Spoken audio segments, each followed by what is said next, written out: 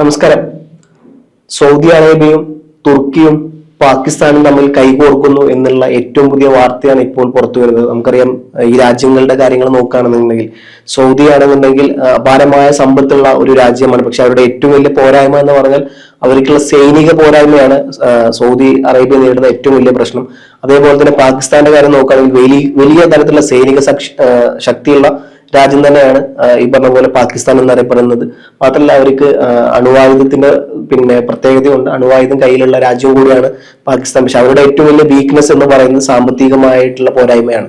സൗദിയെ സംബന്ധിച്ചിടത്തോളം അവർക്ക് സാമ്പത്തികമായതുണ്ട്, പക്ഷെ മിലിറ്ററി പരമായി അവർ പുറകിലാണ്. പാകിസ്ഥാനെ സംബന്ധിച്ചിടത്തോളം മിലിറ്ററി പരമായി മുമ്പിലാണ്, പക്ഷെ സാമ്പത്തികമായി പുറകിലാണ്. ഇനി വരുന്നത് മൂന്നാമത്തെ രാജ്യമാണ് തുർക്കി എന്നറിയപ്പെടുന്നത്. ഈ തുർക്കി അറിയപ്പെടുന്നത് ഓൾറെഡി നാറ്റോ അംഗരാജ്യമാണ്. അതുകൊണ്ട് തന്നെ നാറ്റോയിൽ ഏതെങ്കിലും രാജ്യങ്ങൾ ആക്രമിക്കപ്പെട്ടാൽ അല്ലെങ്കിൽ തുർക്കി ആരെങ്കിലും ആക്രമിച്ചാൽ സ്വാഭാവികമായിട്ടും ഈ മറ്റ് യൂറോപ്പിലെ ഈ നാറ്റോ കൺട്രികളും അവർക്ക് ആ രാജ്യത്തിനെതിരെ രംഗത്തിറങ്ങണം എന്നുള്ള നാറ്റോയുടെ ആർട്ടിക്കിൾ 5 പ്രകാരമുള്ള നിയമം അങ്ങനെയാണ്. അപ്പം ആ രീതിയിലോട്ടാണ് ഈ കാര്യങ്ങൾ പോകുന്നത്. അപ്പോൾ തുർക്കിയുടെ ഏറ്റവും വലിയ പ്രത്യേകത എന്ന് വെച്ച് കഴിഞ്ഞാൽ അവരുടെ ഡ്രോണുകളാണ്. ബൈറക്താർ എന്നൊക്കെ പറയപ്പെടുന്ന പോലെ അവരുടെ ഒരുപാട് സ്പെഷ്യലൈസ്ഡ് ആയ ഡ്രോൺ മാത്രമല്ല, നാറ്റോയിലെ അമേരിക്കയെ ഒഴിച്ചു നിർത്തി കഴിഞ്ഞാൽ നാറ്റോയിലെ ഏറ്റവും വലിയ സൈനിക ശക്തി എന്നറിയപ്പെടുന്നത് അത് തുർക്കിയാണ്. അതുകൊണ്ട് ഒരു വശത്ത് തുർക്കി എന്നറിയപ്പെടുന്ന വലിയ മിലിറ്ററി സംഘവും മറുവശത്ത് പാകിസ്ഥാനെ പോലുള്ള അണുവായുധ രാജ്യമായ ഒരു രാജ്യവും അവരുടെ മിലിറ്ററി സംഘവും അതിനപ്പുറത്തോട്ട് സാമ്പത്തികമായി അറിയപ്പെടുന്ന കഴിവുള്ള ഏറ്റവും വലിയ രാജ്യമായ സൗദി അറേബ്യയും തമ്മിൽ കൈകോർക്കുമ്പോൾ ഇതിൽ ഞാൻ കാണുന്ന മറ്റൊരു വശം സുന്നി രാജ്യങ്ങൾ കൈകോർക്കുമ്പോൾ മറുവശത്ത് ഒറ്റപ്പെടുന്ന ഒരുപാട് രാജ്യങ്ങളുണ്ട്. ഇതിൽ ഏറ്റവും വലിയ ആശങ്കയോടെ കാണുന്നത് ഇന്ത്യയാണ്. ഇന്ത്യയെ സംബന്ധിച്ചിടത്തോളം പാകിസ്ഥാൻ എപ്പോഴും ഒരു ശത്രു തന്നെയാണ്. കാരണം എക്കാലത്തും നമ്മുടെ സഹോദരങ്ങളെ വെടിവെച്ചു കൊന്ന അല്ലെങ്കിൽ കാര്യകാരണം കൂടാതെ ഇങ്ങോട്ട് എപ്പോഴും ആക്രമണത്തിന് ഉത്സാഹം കൂട്ടുന്ന ഒരു രാജ്യമാണ് പാകിസ്ഥാൻ എന്നറിയപ്പെടുന്നത്. ഓപ്പറേഷൻ സിന്ദൂർ അടക്കം നമുക്ക് അതിന്റെ ഭാഗമായി കൊടുക്കേണ്ടതാണ്. നിവർത്തികേട് കൊണ്ട് മാത്രമാണ് ഇന്ത്യ പലപ്പോഴും, അല്ലെങ്കിൽ ഇന്ത്യക്ക് ആരെയും അങ്ങോട്ട് കയറി ആക്രമിക്കണം എന്നൊരു പോളിസി ഇന്ത്യയുടെ പോളിസിയല്ല. ഇങ്ങോട്ട് കയറി ആക്രമിക്കുമ്പോൾ മാത്രമേ ഉള്ളൂ ഇന്ത്യ തിരിച്ചടിക്കാറുള്ളൂ. അപ്പം അത്തരത്തിൽ ഓപ്പറേഷൻ സിന്ദൂറിന് വരെ വഴി തെളിയിച്ച ഒന്നാണ് പാകിസ്ഥാന്റെ പ്രവർത്തനം. അത് പല തരത്തിലായിട്ട് കാശ്മീർ വിഷയത്തിലായിട്ടും പലതിലായിട്ടും ഇന്ത്യയും പാകിസ്ഥാനും കൊമ്പ് കോർത്ത് നിൽക്കുന്ന സന്ദർഭമാണ്. അപ്പം ഇതിൽ ഏറ്റവും ആകാംക്ഷയോടെ കാത്തു നിൽക്കുന്നത് ഓപ്പറേഷൻ സിന്ദൂറിന്റെ 2ാം ഘട്ടം ഇനിയും ഉണ്ടാകുമെന്നുള്ള ഇന്ത്യയുടെ പ്രതിരോധ മന്ത്രി അടക്കം പരസ്യമായിട്ട് പ്രസ്താവന ഇറക്കിയിട്ടുണ്ട്. ഇത്തരത്തിലുള്ള പ്രകോപനങ്ങൾ നിങ്ങൾ വീണ്ടും മുമ്പോട്ട് വരികയാണെന്നുണ്ടെങ്കിൽ, രാജ്നാഥ് സിംഗിന്റെ വാക്ക് കടമെടുത്ത് പറയുകയാണെന്നുണ്ടെങ്കിൽ, ഓപ്പറേഷൻ സിന്ദൂർ ഇവിടെ അവസാനിച്ചിട്ടില്ല, ഓപ്പറേഷൻ സിന്ദൂറിന്റെ 2.0 വീണ്ടും ഞങ്ങൾ പുനരാരംഭിക്കും എന്നുള്ളത് കൃത്യമായ സന്ദേശം പാകിസ്ഥാന് കൊടുത്തിട്ടുണ്ടായിരുന്നു. അപ്പം ഇത്തരത്തിലുള്ള സൈനിക കരാർ വന്നതോടുകൂടി ഇന്നലെ മക്കയിൽ വെച്ച് ഓഗസ്റ്റ് 7 ഇന്നലെ മക്കയിൽ വെച്ചാണ് ഇത്തരത്തിലുള്ള കരാറുകൾ വന്നത്. അപ്പം ഇതുമായി ബന്ധപ്പെട്ട ഏറ്റവും വലിയ പ്രത്യേകത എന്ന് പറഞ്ഞാൽ ഇവരിൽ ഒരു രാജ്യത്തെ ആക്രമിച്ചു കഴിഞ്ഞാൽ ഈ 3 രാജ്യങ്ങളും ഒരുമിച്ച് നിന്നുകൊണ്ട് ആക്രമിച്ച രാജ്യത്തിനെതിരെ തിരിച്ചടിക്കും എന്നുള്ളതാണ്. ഒരു ഉദാഹരണം പറയുകയാണെന്നുണ്ടെങ്കിൽ, ഇന്ത്യയും പാകിസ്ഥാനും വീണ്ടും പ്രശ്നം വന്നു കഴിഞ്ഞാൽ സൗദി അറേബ്യയും തുർക്കിയും ഇന്ത്യക്കെതിരെ നിൽക്കും എന്നുള്ളതാണ്. അപ്പൊ ഇന്ത്യ ഇത് വളരെ ഗൗരവപൂർവ്വമായിട്ടാണ് വീക്ഷിക്കുന്നത്. ഇന്ത്യ പറഞ്ഞിട്ടുള്ളത് ഞങ്ങളെല്ലാം വീക്ഷിച്ചുകൊണ്ടിരിക്കുകയാണ്, എന്താണ് സൗദി അറേബ്യയുടെ നിലപാട് എന്നുള്ളത് കാത്തിരുന്ന് കാണുകയാണ് എന്നുള്ളതാണ്. സൗദി അറേബ്യ പറയുന്നത് ഇത്തരത്തിൽ ഇന്ത്യയുമായി ബന്ധപ്പെട്ട കോൺഫ്ലിക്റ്റുകളിൽ ഇടപെടില്ല എന്ന് അവർ പറയുന്നുണ്ട്. പ്രത്യേകിച്ച് കാശ്മീർ വിഷയത്തിലും അതിർത്തി പ്രശ്നങ്ങളിൽ ഒന്നും കൃത്യമായി ഇടപെടില്ല എന്ന് പറയുമ്പോൾ പോലും ഇന്ത്യയും പാകിസ്ഥാനും തമ്മിലുള്ള ഏറ്റവും വലിയ പ്രശ്നം അത് അതിർത്തിയിലും അതുപോലെ തന്നെ അവരെ ഇങ്ങോട്ട് അയക്കുന്ന തീവ്രവാദി ബന്ധവുമായി ബന്ധപ്പെട്ട പല കാര്യങ്ങളാണ്. പക്ഷെ ആ വിഷയത്തിൽ ഇനി സൗദി കൂടി വരുമ്പോൾ ഇന്ത്യയെ സംബന്ധിച്ചിടത്തോളം സൗദി നല്ലൊരു ഉറ്റമിത്രം തന്നെയാണ്. സൗദിക്ക് പല സന്ദർഭങ്ങളിൽ ഇന്ത്യ അങ്ങോട്ട് സഹായിച്ചിട്ടുണ്ട്. സൗദി ഇങ്ങോട്ടും കോവിഡ് സമയത്തടക്കം ഇങ്ങോട്ടും സഹായിച്ചിട്ടുണ്ട്. അക്കാര്യത്തിലൊന്നും സംശയമില്ല. പക്ഷെ ഇത്തരത്തിലുള്ള കാര്യങ്ങളോട് സൗദി നീക്കുമ്പോൾ ഇനി ഇന്ത്യയുടെ നീക്കം എന്തായിരിക്കും എന്നുള്ളത് വലിയ ആകാംക്ഷയോടെ കാത്തു നിൽക്കുന്ന ഒന്നാണ്. കാരണം സൗദി ഈ പറഞ്ഞ പോലെ GCC കൺട്രികളിൽ ഏറ്റവും വലിയ സമ്പന്നമായ രാജ്യം സൗദിയാണ് എന്നുള്ള വിഷയത്തിൽ യാതൊരു സംശയവുമില്ല. പക്ഷെ മറുവശത്ത് ദുബായ് എന്ന് അറിയപ്പെടുന്ന UAE എന്നറിയപ്പെടുന്ന ഒരു രാജ്യം കൂടിയുണ്ട്. നമുക്കറിയാം, പല ഒപ്പേക് അടക്കമുള്ള പല എണ്ണ കരാറുകളിൽ നിന്നും ദുബായ് വിട്ടുനിൽക്കുന്നത് നമ്മൾ കണ്ടതാണ്. ദുബായിൽ എണ്ണ നിക്ഷേപം വളരെ കുറവാണ്. സൗദി അറേബ്യയെ സംബന്ധിച്ചിടത്തോളം അത്ര തന്നെ എണ്ണ നിക്ഷേപമൊന്നും ദുബായിയുടെ മണ്ണിലില്ല. പക്ഷെ ലോകത്തെ ഒട്ടുമിക്ക വൻകിട കമ്പനികളും ഇന്ന് അവർ വന്ന് കമ്പനി തുടങ്ങുന്നുണ്ടെങ്കിൽ, അവരുടെ ഫ്രാഞ്ചൈസ് തുടങ്ങുന്നുണ്ടെങ്കിൽ, അവരുടെ ഈ ബിസിനസിന്റെ ഹബ്ബ് തലസ്ഥാനം എന്നറിയപ്പെടുന്ന ലോക വാണിജ്യത്തിന്റെ തലസ്ഥാനം എന്നറിയപ്പെടുന്നത് അത് ദുബായ് തന്നെയാണ്. കാരണം അതിനുള്ള തരത്തിലുള്ള ഇൻവെസ്റ്റ്മെന്റും അതുപോലെ തന്നെ അവരുടെ ടാക്സ് റിഡക്ഷൻ എല്ലാം അത്തരത്തിലുള്ള കാര്യങ്ങൾ. അതുകൊണ്ട് തന്നെ രാജ്യങ്ങളിൽ 90% രാജ്യങ്ങളും ഇൻവെസ്റ്റ് ചെയ്യാൻ ആഗ്രഹിക്കുന്നത് ദുബായിലാണ്. അപ്പം ഇന്ത്യ ദുബായുമായിട്ടും കൈകോർക്കുമോ എന്നുള്ള വലിയ ആകാംക്ഷയോടെ ഇന്ത്യയെ സംബന്ധിച്ചിടത്തോളം സൗദി തന്നെ വേണമെന്നൊന്നുമില്ല. ഇന്ത്യ ഒന്ന് സെൽഫ് ഇൻഡിപെൻഡന്റ്, ആര് വന്നാൽ തിരിച്ചടിക്കാൻ കഴിവുള്ള രാജ്യമാണ്. സൈനികമായിട്ടും സാമ്പത്തികപരമായിട്ടും മുമ്പിൽ നിൽക്കുന്ന ഒരു വികസിച്ചു വരുന്ന രാജ്യം തന്നെയാണ് ഇന്ത്യ. ലോകത്തിലെ തന്നെ അറിയപ്പെടുന്ന 4ാമത്തെ ഏറ്റവും വലിയ രാജ്യമാണ് ഇന്ത്യ. അത് പോപ്പുലേഷന്റെ കാര്യം എടുത്താൽ ഈ പറഞ്ഞ പോലെ മൊത്തം പോപ്പുലേഷന്റെ 65% വരുന്നത് യുവാക്കളാണ്.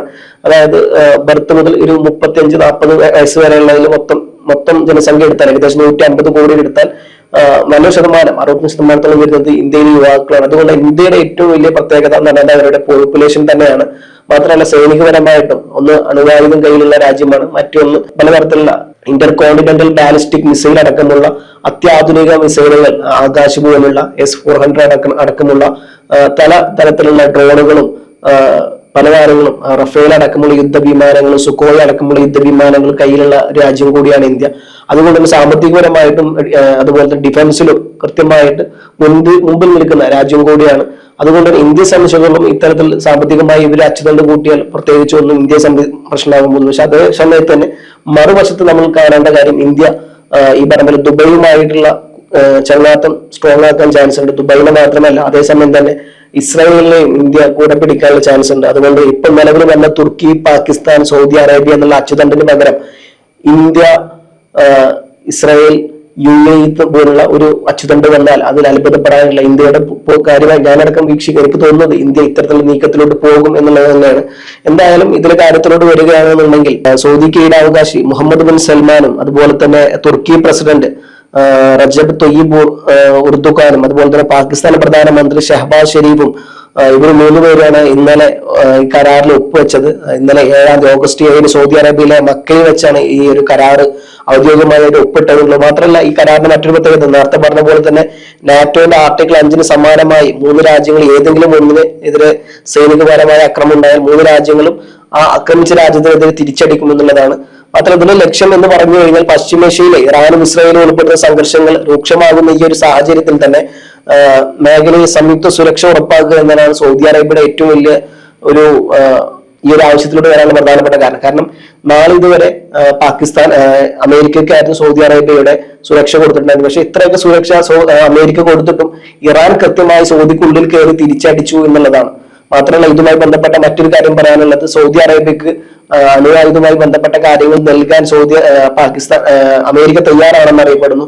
ഇതിനെതിരെ രൂക്ഷമായി രംഗത്ത് വരുന്ന രാജ്യം കൂടിയായിരിക്കും ഇസ്രായേൽ അറിയപ്പെടുന്നത്. മാത്രം ഇസ്രായേലിനെ സംബന്ധിച്ചിടത്തോളം അവരുടെ ശത്രു അത് ഈ പറഞ്ഞ പോലെ ഇറാൻ മാത്രമല്ല സൗദി അറേബ്യയും ഈ പറഞ്ഞ പോലെ ദുബൈ എല്ലാം അവരുടെ ശത്രുവിൽ പെടുന്നത് തന്നെയാണ്. അതുകൊണ്ട് സൗദി അറേബ്യ പോലുള്ള രാജ്യത്തിന് ആണവായുധത്തിന്റെ പവർ കിട്ടിക്കഴിഞ്ഞാൽ അത് വലിയ തരത്തിൽ തിരിച്ചടിയാകാൻ പോകുന്നത് ഇസ്രായേലിന് തന്നെയായിരിക്കും. അതുകൊണ്ട് അമേരിക്ക ഇത്തരത്തിലുള്ള സഹായങ്ങളായിട്ട് പോകുമ്പോൾ ഇനി ഇസ്രായേൽ എന്ത് നിലപാടെടുക്കുന്നു, പ്രത്യേകിച്ച് ബെഞ്ചമിൻ നെതന്യാഹു തീവ്ര വലതുപക്ഷ നേതാവായ ബെഞ്ചമിൻ നെതന്യാഹു ഏത് തരത്തിലുള്ള നീക്കങ്ങൾക്ക് ഇനി കോപ്പ് കൂട്ടും എന്നുള്ളതെല്ലാം വലിയ ചർച്ചയോടെ ആകാംക്ഷയോടെ കാത്തു നിൽക്കുന്ന ഒന്നാണ്. അതുപോലെ തന്നെ ഇതിന്റെ കൂടെ പറയേണ്ട മറ്റൊരു കാര്യം, മുമ്പ് സൗദിയുടെ നേതൃത്വത്തിൽ തീവ്രവാദി ഗ്രൂപ്പുകളെ നേരിടാൻ വേണ്ടി 41 രാജ്യങ്ങളുടെ സഖ്യമായ IMCTC അതായത് Islamic military counter terrorism coalition ഈ ഒരു സംഘടന ഉണ്ടായിരുന്നു. പാകിസ്ഥാൻ മുൻ സൈനിക മേധാവി ജനറൽ റഹീൽ ഷെരീഫ് ആയിരുന്നു ഇതിന്റെ തലവൻ. എന്നാൽ ഈ പുതിയ കരാർ വരുന്നതോടുകൂടി ഇതിനേക്കാൾ ശക്തവും നാറ്റോക്ക് തുല്യവുമായ ഒരു പുതിയ സംഘടന, ഒരു ഇസ്ലാമിക് നാറ്റോ എന്നറിയപ്പെടുന്ന രീതിയിലോട്ട് കാര്യങ്ങൾ പോകും എന്നുള്ളതാണ്. മാത്രമല്ല തുർക്കിയെ സംബന്ധിച്ചിടത്തോളം പല വിഷയങ്ങളിൽ കാശ്മീർ വിഷയത്തിൽ ഇന്ത്യക്കെതിരെ ശക്തമായ നിലപാട്, ഈ കാശ്മീർ വിഷയത്തിൽ ഇന്ത്യക്കെതിരെ നിലപാടെടുക്കുകയും മാത്രമല്ല ഇത് UN വരെ വിഷയം ഉയർത്തുകയും ചെയ്ത ഒരു രാജ്യം കൂടിയാണ് തുർക്കി എന്നറിയപ്പെടുന്നത്. അപ്പം ഇന്ത്യ എന്തായാലും ഇത് അതീവ ഗൗരവത്തോടെയാണ് കാണുന്നതെന്നുള്ളതും മാത്രമല്ല ഇവര് പലപ്പോഴും പല രാജ്യങ്ങളും അങ്ങോട്ടും ഇങ്ങോട്ടും ശത്രുക്കളായിരുന്നു. പ്രത്യേകിച്ച് സൗദിയും തുർക്കിയും തമ്മിൽ പല വിഷയത്തിൽ അവരുടെ ഒരു മാധ്യമ പ്രവർത്തകനെ കൊലപാതകവുമായി ബന്ധപ്പെട്ട പലപ്പോഴും അങ്ങോട്ടും ഇങ്ങോട്ടും ശത്രുക്കളായിരുന്നു. ഇപ്പൊ അവർ രണ്ടുപേരും കൈകോർക്കുന്നു എന്നുള്ളത് കൂടി ഇതിന്റെ കൂടെ കൂട്ടി പറയേണ്ടതാണ്. എന്തായാലും ഈ ഒരു ഇറാനെതിരെയുള്ള ഈ ഒരു സുന്നി ചേരി എന്നറിയപ്പെടുന്ന ഇസ്ലാമിക് നാറ്റോ എന്താകും ഇനി ലോകരാഷ്ട്രീയത്തിൽ ഉണ്ടാകാൻ പോകുന്ന ചലനങ്ങൾ എന്ന് കാത്തിരുന്ന് കാണാം.